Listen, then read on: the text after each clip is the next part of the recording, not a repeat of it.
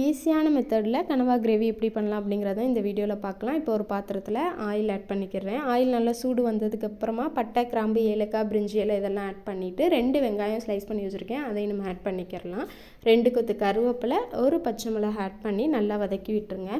3 தக்காளி கட் பண்ணி வச்சுருக்கேன், அதையுமே நம்ம இப்போ ஆட் பண்ணிவிட்டு வெங்காயம் தக்காளி வேகிறதுக்காக தேவையான அளவு உப்பு நம்ம ஆட் பண்ணிக்கிறலாம்.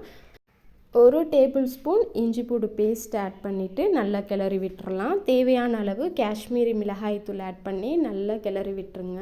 இப்போது க்ளீன் பண்ணி வச்சுருக்க கனவாவையும் ஆட் பண்ணி நல்லா மிக்ஸ் பண்ணிடலாம். தேவையான அளவு தண்ணி ஊற்றி விசில் போட்டு வச்சிடலாம். ஒரு 4 விசில் வர்ற வரைக்கும் நம்ம வெயிட் பண்ணலாம்.